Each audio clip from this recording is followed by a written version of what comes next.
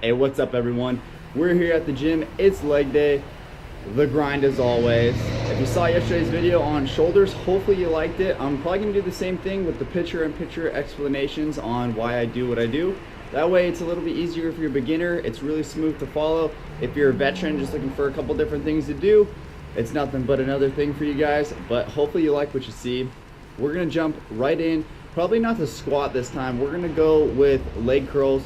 I like to jump around. I start with squat sometimes, and then I start with leg curls, start with leg extensions. You got to mix it up a little bit, fatigue a different muscle group from the start, and we're going to start with leg curls.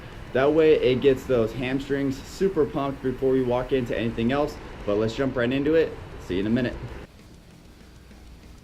All right, so let's start the picture-in-picture. So right here, I open up with leg curls. Now I open up with squats a lot, and sometimes you just got to mix things up. So I open it up with leg curls here. The only thing to take apart from this type of exercise is your knee placement. Now you can see the top aspect of my knee is just at the bottom aspect of the cradle where your legs sit onto the actual machine. That's the only part that you really have to focus on, because if you sit too far back, your knee's gonna bump against that, and you have the ability to hurt yourself because it's a really unstable platform if your knees aren't in the right spot. I have 2 plates on here right now. In the next set, I put 2 plates and a 10 just to add that little bit of extra weight. This one is a ridiculously good exercise for building hamstring strength. Now, if you've ever seen anyone with just enormous hamstrings, genetics play a huge factor, but stuff like this, exercises that isolate the hamstring specific, maybe a little bit of calves along with this one, are gonna definitely add another dimension to your hamstrings. All right, so the next one I'm gonna do is squat. I did a couple sets of calves in between. If you've seen a person do calves once, it's really not that different. I'll probably include 2 or 3 calf exercises that I do in this video, but for the most part, it's pretty self-explanatory, but we're gonna jump right into squats. Now, being a bit of a rookie filmer and YouTuber, I did 3 sets and I didn't push the button on the capture of the GoPro hard enough. So this is, I believe, my 6th set, which is why I'm doing 225 and it looks like the weight of the world. Definitely focus on squats. They're the mecca of leg day. And if you notice my form, my feet are shoulder width apart. The balance or the weight of my exercise is behind my knees. You never want to go in front of your knees. That's where you start to put a lot of pressure on that patella tendon, and you wonder why people have a lot of knee problems. Is strictly probably because they put the weight too far forward. And obviously the bar is put on my shoulders evenly. That way that weight's not distributed left or right.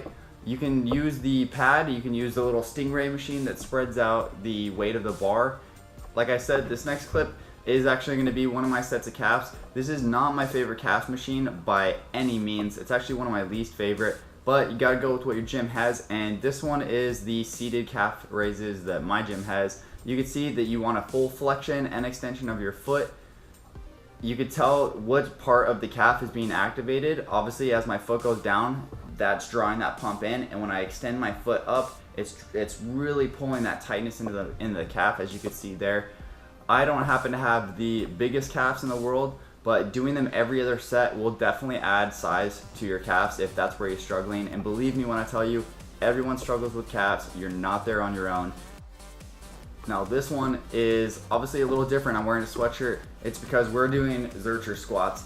And if you know these, if you've seen these in a video of mine before, you'll know that they're my absolute favorite. Tom Platt is a iconic bodybuilder of mine, and he's a legend. This is one of his favorite ones.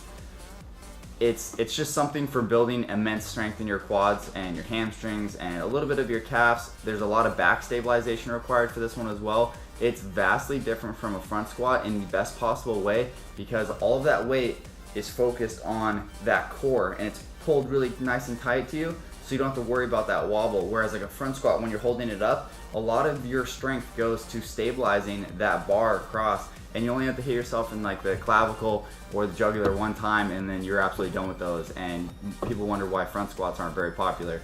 Try these, go light, do the form correctly. It will allow you to go probably the deepest any squat has ever let you get, and it will add a serious dimension to your quads and hamstrings. With this one is a serious one you should probably throw in. Again, just to reiterate, we do calves every other. I didn't show the calves in between this one. It was just standing on a Smith machine with one of those little step-up plates and just doing calves on those. But we jump right into leg extensions. There's a couple different machines you could do these on. They all roughly look the exact same.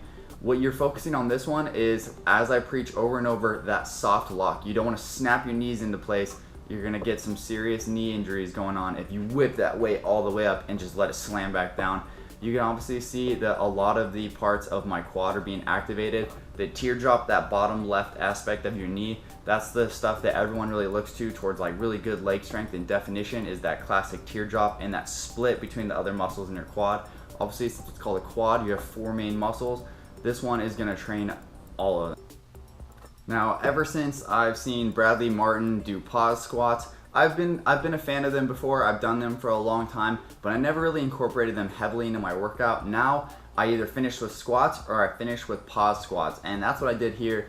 I opened up with a different one, and I'm gonna end with a different one, and this one happens to be 5-ish second pause squats with 2 plates for my second set, and then a plate and a 35 here.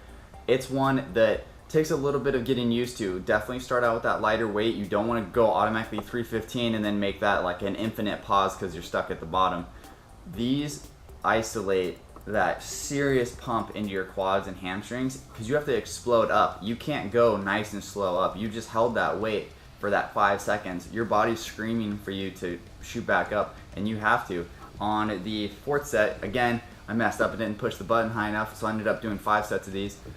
It was an absolute struggle. I barely made it up. I'm not gonna scream for a spotter. I have the safety rails on there, but you know, you gotta train like your life depends on it, because it very well could have if I like messed that squat up. But definitely throw these in, start an appropriate weight. 5 second, if you have to do 2 3-second pause reps, do those 2. They're one that's gonna seriously add those dimensions to your legs. Hey, what's up everyone? We just crushed a ridiculously good leg day. I'm not gonna include everything. I'll put a couple of views of what I did in between sets, but I just did like the basic leg day, and I'm gonna put the picture-in-picture overview. That way you guys can get a good idea of what's going on. But I appreciate you guys for watching. Make sure to hit that subscribe button, smash that like button, and as always, take it easy.